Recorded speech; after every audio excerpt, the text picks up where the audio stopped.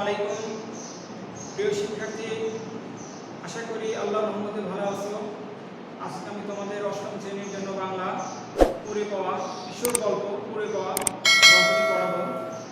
গল্পটি লিখেছেন বিভূতিভূষণ বন্দ্যোপাধ্যায়। বিভূতিভূষণ বন্দ্যোপাধ্যায় জন্মগ্রহণ করেছেন 12 সেপ্টেম্বর 1894 খ্রিস্টাব্দে।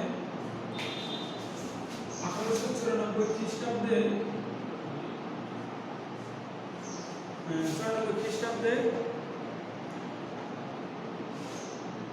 চব্বিশ পরগনা জেলার মুরাদিপুর গ্রামে।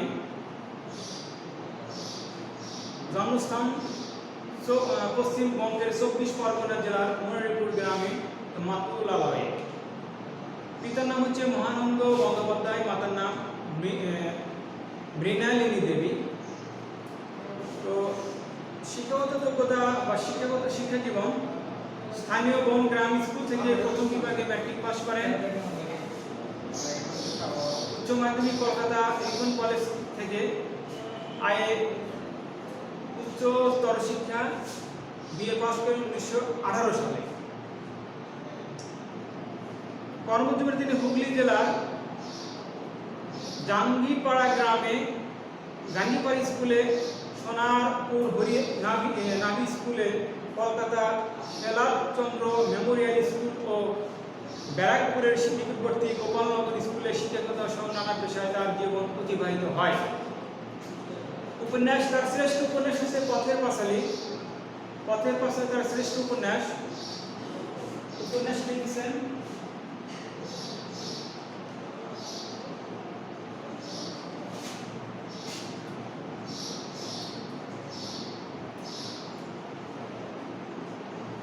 পথের পাঁচালী। অপরাজিত,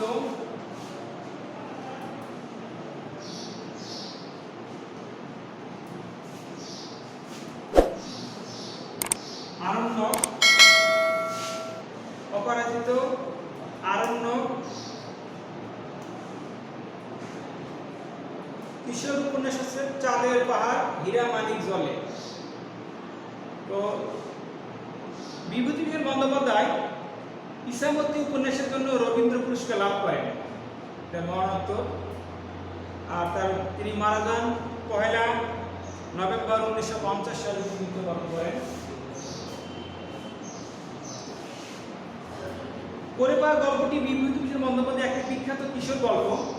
এটি নীলগঞ্জের ফালমন সাহেব গ্রন্থ থেকে সংকলিত। এই গল্পে কিশোররা কুড়ি পাওয়া অর্থ সম্পদ নিয়ে লোভের পরিচয় দেয়নি, বরং তারা তাদের বয়সের চেয়েও অনেক বেশি দায়িত্বশীলতার পরিচয় দিয়েছেন। লেখক দেখিয়েছেন ছোট হলে কি হবে, তাদের ঐক্য, তাদের উন্নত মানবিক বোধের প্রকাশ ঘটেছে। তাদের চারিত্রিক দৃঢ়তার পাশাপাশি তীক্ষ্ণ বিবেচনাবোধ ও পাঠকের দৃষ্টি আকর্ষণ করে। কিশোরদের এমন সততা, নিষ্ঠা, কর্তব্য বয়োজ্যেষ্ঠদেরও বিস্মিত, অভিভূত। কিশোররা যখন ঐক্যবদ্ধ হয়ে সিদ্ধান্ত গ্রহণ করে, তখন তারা তাদের মধ্যে যে সবচেয়ে বেশি বুদ্ধিমান ও বিবেচক তাকে মান্য করা, তার উপর আস্থা স্থাপন করে। এটি গল্পের একটি গুরুত্বপূর্ণ দিক, অর্থাৎ নেতৃত্ব। যে ভালো মানুষ, যে ভালো সৎ, তাকে নেতৃত্ব, যে ব্যক্তি সততা থাকবে, তারপরে জ্ঞানী হবে, কর্মদক্ষতা ভালো হবে, সেই ব্যক্তির নেতৃত্ব দেবে। এখানে আমরা ঠিক সঠিক নেতার নির্দেশনায় গল্পে পেয়েছি। দরিদ্র অসহায় মানুষের প্রতি ভালোবাসার চিত্র ফুটে উঠেছে। অর্থাৎ কুড়িয়ে পাওয়া সম্পদটা হতে পারে কোনো দরিদ্র অসহায় মানুষের, সেটা তাদের ভিতরে যে একটা বোধোদয় হয়েছিল, সেই কারণেই, সেই জায়গা থেকেই তারা কুড়িয়ে পাওয়া অর্থ সম্পদ নিজেদের আত্মসাৎ না করে বরং প্রকৃত মালিককে দেওয়ার জন্য যে একটা সিদ্ধান্ত গ্রহণ করেছিল, সেটা অবশ্যই অবিস্মরণীয়। যে ঘুড়ির মাপের একটা সাইজের কাগজ কেটে সেই কাগজে বিজ্ঞাপন দেওয়া হলো যে রায়বাড়িতে এটা খোঁজ করুন, যার বাক্সটা হারিয়ে গেছে। তো আমরা গল্পটি একটু পড়ি। যে আসলে বিষয়টা হলো যে গল্পের প্রেক্ষাপট ছিল কালবৈশাখীর সময়টা। আর কালবৈশাখী মানে হচ্ছে আম কুড়ানো। আমাদের ছেলেবেলার কথা, বিদু, সিধু, মৃদু, তিনু, বাদল এবং আরো অনেকে দুপুরের বিকট গরমের পর নদীর ঘাটে নাইতে গিয়েছে। বেলা বেশি নেই, বিকেল বেলা বেশি নেই। বিদু আমাদের দলের মধ্যে বয়সে বড়। সে হঠাৎ করে পশ্চিম আকাশে যে মেঘের যে একটা শব্দ, গুরগুর শব্দ, সেটা প্রথমে তার কানে লেগেছিল এবং সেই কথাটা তার বন্ধুদেরকে বলেছিল, এই শোন, চুপ করে থাক, শোন কি হচ্ছে। তখন তার বন্ধুরা প্রথমে তার কথা গুরুত্ব দিয়েছিল না, পরে ধমক দিয়ে বলেছিল, ঠিক না মানে, অর্থাৎ পশ্চিম আকাশে মেঘ দেখছে এবং মেঘ ডাকার ফলে যে কালবৈশাখী ঝড় হয় এবং কালবৈশাখী ঝড়ের সময় যে পানিতে নামা যাবে না, আমতলায় যেতে হবে বা বাসায় যেতে হবে, সেটা তাদের ভিতরে চিন্তা চেতনা ছিল। সেটা বিদ্যুৎ তাদেরকে এই কথাগুলো বলতে পেরেছিল এবং তারা লাস্ট পর্যন্ত বিদ্যুৎ কথাগুলো মেনেছিল। কিন্তু তখন রোদ, গাছপালা মাথায় দিব্যি রয়েছে, আমাদের অনেকে মনের সন্দেহ তখন দূর হয়নি। ঝড় বৃষ্টির লক্ষণ তো কিছু দেখা যাচ্ছে না, তবে বহু দূরাগত ক্ষীণ মেঘের আওয়াজ শোনা যাচ্ছে। অর্থাৎ কালবৈশাখীর সময় যে পশ্চিম আকাশে যে গুড়গুড় শব্দ করলে যে কালো মেঘ হয় এবং সেখানে প্রচন্ড বেগে যে ঝড় আসে, সেটা কালবৈশাখীর জাম, তাকে বলে কালবৈশাখীর সবল।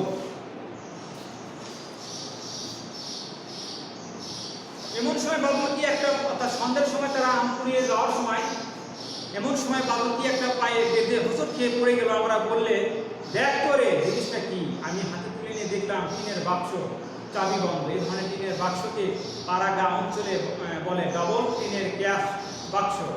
অর্থাৎ এই ধরনের টিনের বাক্সকে পাড়াগায় বলে কি ডবল টিনের গ্যাস বা বাক্স।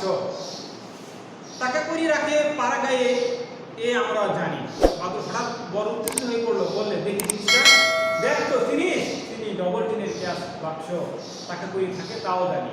তাদের ভিতরে প্রথমে একটা ই ছিল যে এই টাকাটা হয়তো বাক্সটা, আমরা টিনের বাক্সটা মানে টিনের বাক্সটা ভেঙে যা কিছু থাকে স্বর্ণ বা টাকা পয়সা, সেটা আমরা ভাগাভাগি করে নিজেরা আত্মসাৎ করবো, এটা বিন্দু বা বাদলের পরিকল্পনা ছিল। তারপরে যখন তারা ভাঙতে যায়, তখন মনে তাদের ভিতরে একটা সত্য উদ্ঘাটন হওয়ার, যে হঠাৎ করে আমরা যখন ধার্মিক হয়ে উঠলাম, তাদের ভিতরে একটা সৎ চিন্তার উদয় পাওয়া গেল। সৎ চিন্তা আমরা দেখতে পাই তারা কি করলো, যে সেই টিনের বাক্সটা তারা না ভেঙে তারা মনে করলো যে এই টিনের বাক্সটা হয়তো বা কোনো দরিদ্র পরিবারের লোকের হতে পারে। তাদের বাসায় যে তারা আর তাদের চোখে ঘুমাচ্ছেন, তাদের চোখে পানি পড়ছে, অতএব এই বাক্সটা আমাদের এরকম করে আত্মসাৎ করা যাবে না। তাই তারা কি করলো, যে প্রথমে এটা প্রকৃত মালিকের খুঁজে বের করে তাদেরকে পৌঁছে দেবে। তখন এটা তারা চিন্তা করলো, তারা এটা বিভিন্নভাবে পরামর্শ করলো একের পর এক। তো প্রথমে আমরা দেখতে পাই যে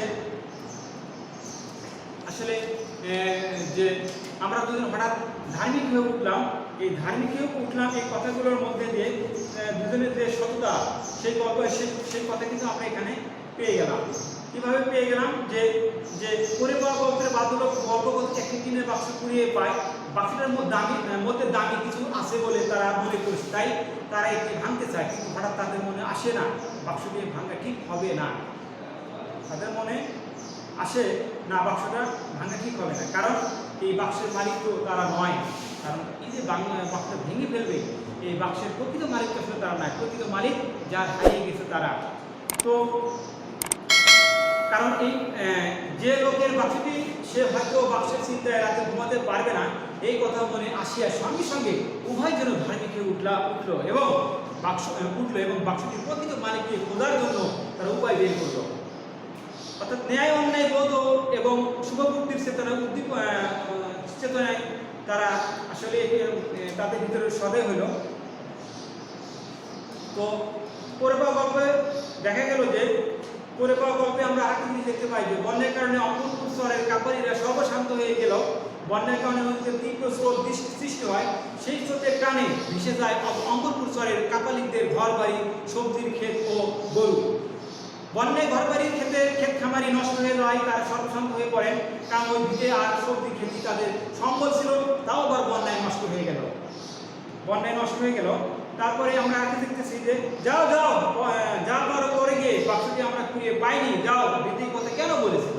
অর্থাৎ বাক্সের প্রকৃত মালিক না হয়েও একজন লোক বিদুর কাছে আসে, তাকে শাসিয়ে যায়। তার জবাব দিতে বিদু প্রশ্নোক্ত কথাটি বলেছিল। অর্থাৎ প্রশ্নোক্ত কথাটি বলেছিল, কারণ আমরা জানি যদি কোনো জিনিস হারিয়ে পাই, যদি আমরা বিজ্ঞাপন দিয়ে কেউ অনেক ভুয়া তথ্য নিয়ে, অর্থাৎ মানে যার প্রকৃত মালিক সে না, সে যদি বলে এই জিনিসটা আমার, এই বস্তুটা আমার, এই টাকাটা আমার, তাহলে আমরা মনে করি যে এটা মিথ্যা বলছে। কারণ আমাদের কাছে প্রমাণ আছে, প্রমাণ সহ যদি সঠিক প্রশ্ন উত্তর দিতে পারে তাহলে ধরে নিই যে সেই ব্যক্তি প্রকৃত মালিক। এখানে আমরা দেখতে পাই যে মানুষ লোভের বশবর্তী হয়ে মিথ্যাকে সত্য বলে এবং সত্যকে মিথ্যা বলে, অর্থাৎ লোভের বশবর্তী হয়ে মিথ্যাকে সত্য বলে প্রতিষ্ঠিত করতেও পণ্ডিত হয় না। পরে পাওয়া গল্পের কিশোররা একটি টিনের বাক্স দেয়, অর্থাৎ টিনের বাক্স কুড়িয়ে পেলে তা প্রকৃত মালিককে ফিরে দেওয়ার জন্য বিজ্ঞপ্তি দেয়। এই বিজ্ঞপ্তি পেয়ে বিভিন্ন ধরনের লোক আসে, তারা এক একটা পরিচয় দিচ্ছে, এক একটা অজুহাত দিচ্ছে যে এরকম টিনের বাক্স, এরকম টিনের বাক্স। তো দেখা যাচ্ছে যে একজন লোক এসে টিনের বাক্স দাবি করলে বর্ণনা না মেলার কারণে বিদু তাকে পত্রপাঠ বিদায় করে দেয়, অর্থাৎ তৎক্ষণাৎ বিদায় করে দেয়। যাওয়ার সময় সে বিদুকে শাসিয়ে যায়, তখন বিদু বলে যাও যাও যাও, যা পারো করে গিয়ে, বাক্স আমরা ফিরে পাইনি। অর্থাৎ সে মিথ্যা বলেছিল, বিদু তা বুঝতে পেরেছিল এবং তাকে সে কড়াভাবে তাকে পত্রপাঠ বিদায় দিয়েছিল।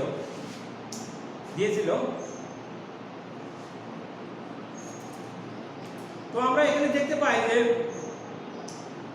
ওর মতো কত লোক আসবে। এটা তো আসলে যখন কোনো জিনিস হারানো জিনিসের বিজ্ঞাপন দেওয়া হয়, বিভিন্ন শ্রেণীর লোকজনই সেখানে পাবার আসে, বিভিন্ন লোক করে আসে। অনেকে আসে প্রকৃত মালিক হয়ে আসে, অনেকে আসে মিথ্যার আশ্রয় নিয়ে আসে, যে আসলে জিনিসটা আমরা এখান থেকে মানে মিথ্যা দিয়ে দিতে পারি কিনা, অর্থাৎ মিথ্যাকে তারা মিথ্যার বশবর্তী হয়ে পড়ে। তো আমরা এখানে দেখতে এই গল্পে আমরা কিছু গুরুত্বপূর্ণ বিষয় আমরা পাই।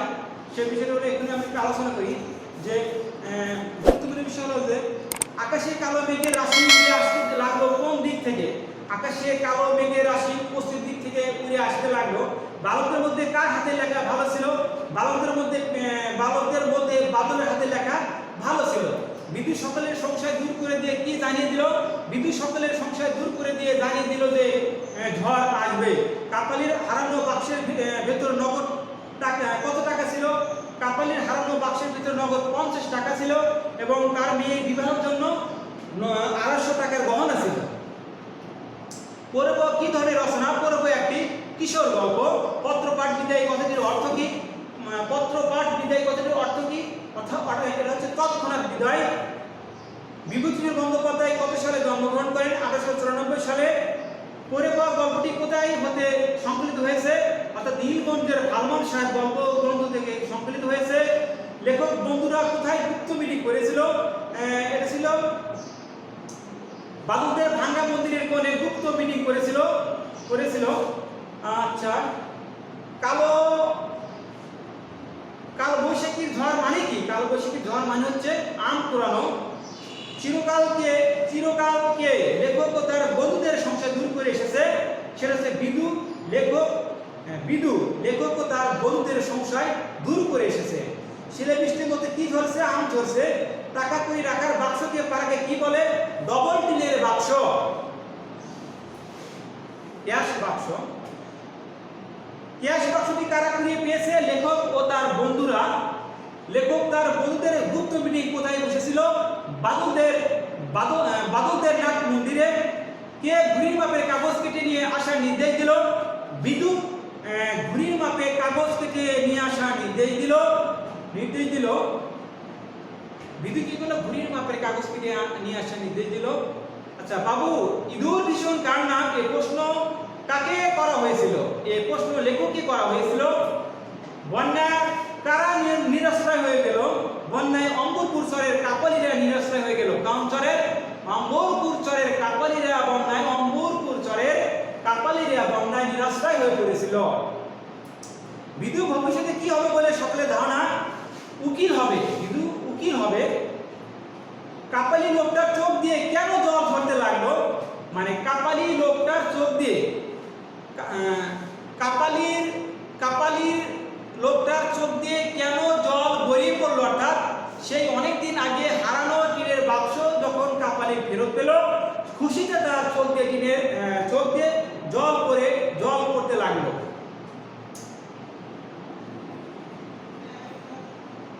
কোথায় ব্যাং ডাকছে? নরহরি বৈষ্ণবের ডোবায় ব্যাং ডাকছে। লেখক লেখক বন্ধুদের মধ্যে কে বয়সে বড়? লেখকের বন্ধুদের মধ্যে বিদু বয়সে বড়। যাও যাও, পারো করো গিয়ে, বাক্স আমরা কুড়িয়ে পাইনি, যাও। বিধির কথা কেন বলেছিল? এটা অর্থাৎ যখন একজন লোক মিথ্যাভাবে বাক্সকে দাবি করেছিল, তখন তাকে তাড়িয়ে দিলে সেই লোকরা তখন শাসিয়ে যায়, তখন বিধু তাকে এই কথা বলেছিল। তো প্রিয় শিক্ষার্থী, আসলে পড়ে বা গল্পটি এটা হচ্ছে আসলে একটা কিশোর উপন্যাস, কিশোর গল্প। এই গল্পের ভিতর দিয়ে একটা অল্প বয়সের বালকদের মধ্যে যে সততা, ধৈর্য, বিচক্ষণতা আমরা সেটা দেখতে পাই। এবং এই গল্প আমাদের আরও শিক্ষা দেয় যে পড়ে পাওয়া জিনিস নিজের সম্পত্তি নয়, সম্পদ নয়, এটা প্রকৃত মালিককে ফিরিয়ে দেওয়া। আর পড়ে পাওয়া জিনিসগুলো যেহেতু এটা অন্যের জিনিস, অতএব সেই জিনিসগুলো নিজের আত্মসাৎ কখনো করা যাবে না। এবং এই গল্পের ভিতরে আরও প্রকাশিত আরও আমাদের জানা হলো যে দরিদ্র মানুষের যে বিষয়গুলো, যে বস্তুগুলো বা যে জিনিস হারিয়ে যায়, সেটা তাদের হারিয়ে গেলে যে তাদের চোখ দিয়ে পানি বের হয়, এটা আমরা গল্পের ভিতরে দেখতে পাই। বিদ এবং বাদল এটা পরে তাদের এই বোধোদয়তে উদয় হয়েছিল যে এই বাক্সটা যদি আমরা ভেঙে ফেলি, তাহলে প্রকৃত মালিক হয়তো বা দরিদ্র হতে পারে, সে রাত্রিতে ঘুম পারবে না, তার চোখ দিয়ে পানি ধরবে। তো প্রিয় শিক্ষার্থী, তো বিষয়গুলো কি, এই ক্লাসগুলো তোমরা অবশ্যই দেখবে এবং বাসায় পড়বে। তো আরেকটা প্রশ্ন হলো যে জ্যৈষ্ঠ মাসে নির্বিষ কলার হাট থেকে পটল বেচে ফিরছিল কে? এটা হচ্ছে সেই কাপালিকরা, যার যার হারিয়ে গেছে সে জ্যৈষ্ঠ মাসে, মানে নির্বিষ কলার হাট থেকে পটল বেচে ফিরছিল। তখনই তার এই 50 টাকা এবং মেয়ের বিবাহ উপলক্ষে মানে 250 টাকার গহনা এই বাক্সের ভিতর থেকে হারিয়ে যায়। তো প্রিয় শিক্ষার্থী, তোমরা অবশ্যই ক্লাসগুলো ভালোভাবে দেখবে এবং পড়বে। তো আশা করি তোমরা সবাই ভালো আছো, সুস্থ থাকো, এই কামনা করি। সবাই ভালো থাকো। আসসালামু আলাইকুম।